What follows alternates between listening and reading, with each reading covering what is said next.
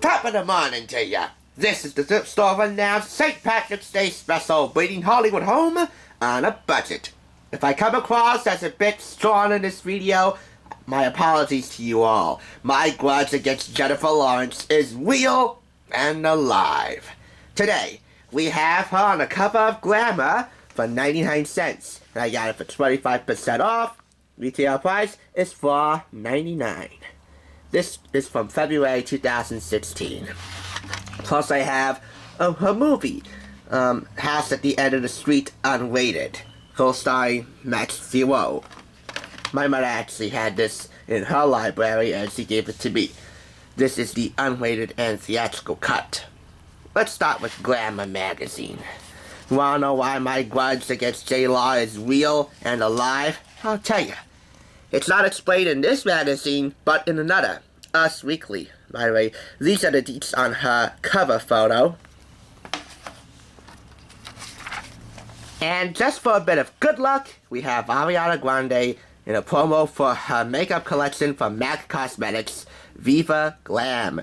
Every cent from the selling price of Viva Glam lipstick and lip gloss goes toward helping women, men, and children living with and affected by HIV and AIDS. Kudos to you, Ariana. You're sexy and you're philanthropic. Or philanthropic. And since it is International Women's History Month, this is a section that requires a lot of attention. Let's relight Hollywood, shall we?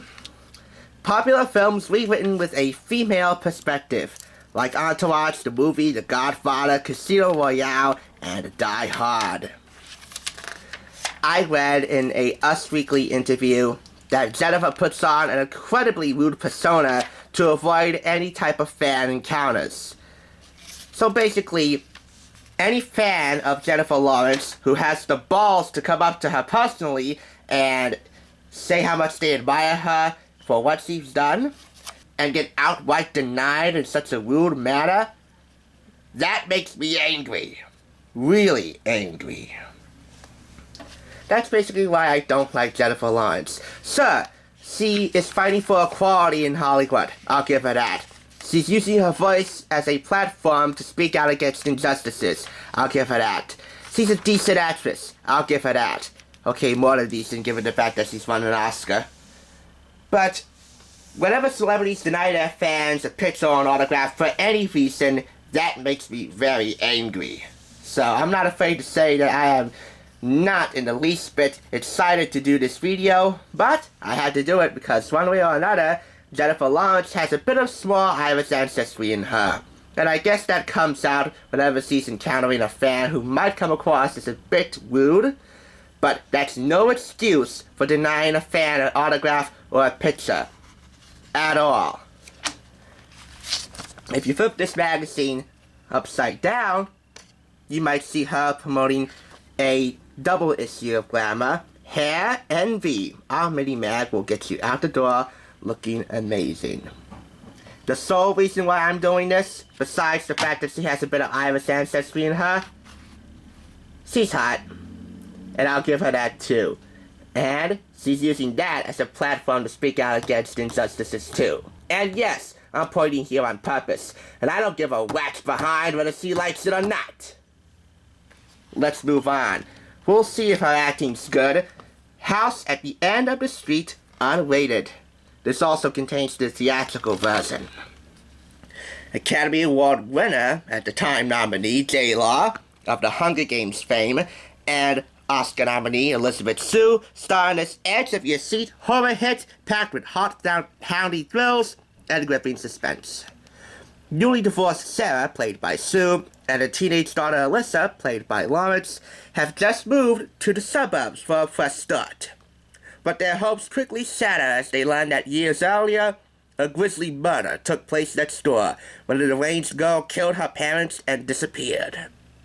The girl's older brother, Ryan, played by Matt, still occupies the house, and when he befriends Alyssa, his secretive past could become her worst nightmare. The theatrical release was rated PG-13 for intense sequences of violence and terror, thematic elements, language, some teen partying, and brief drug material. And the unrated version contains material which is different from that of the theatrical version, yet both have a running time of 101 minutes. And it's just closed caption. I guess the unrated version swapped out some scenes from the theatrical version. It's from 20th Century Fox Home Entertainment, and it's the only J-Law movie we have in the studio. I will not go anywhere near the Hunger Games. The only way that the Hunger Games movie is going to make its way to this channel is if I see any of the DVDs at the thrift store and I review them on site, because I'm damn sure not going to buy it. I will paraphrase from the introduction of her interview with Glamour, which is up on YouTube, and I'll link it below. I'm not inserting it in this video because she's not worthy of that. Hi, I am Jennifer Law-rence. Do you live under a rock? How can you not know that? Well, let me tell you something. I don't live under a rock, and you don't have the right to ask me otherwise. And if you want to deny a fan a selfie or an autograph, don't do it near me. I will chew your ass apart. And by the way, too much sass can make a flower rot. I'm being fairly generous when I give the Glamour magazine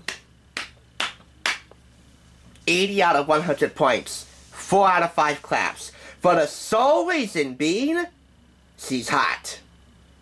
House at the End of the Street, unrated, I have not seen yet, so I'm just going to give it a base judgment. 3 out of 5. I will update the rating if I see it. And I might see it because I'm all for good horror flicks, psychological thriller flicks. I'm all for those. In fact, that's my favorite film genre. Psychological horror. J-Law or not. I'm sorry to all of you Jennifer Lawrence fans, but as the title says, and as she indicates, you're not above the law, Rence. Screw Jennifer Lawrence. Thanks for watching. That's something you'll never hear her say in any capacity. Have a great St. Patrick's Day, and don't let all the Guinness go to your head. That's the Thrift Store Rundown, where we bring the good and bad luck of the Irish home, and Hollywood too, on a budget.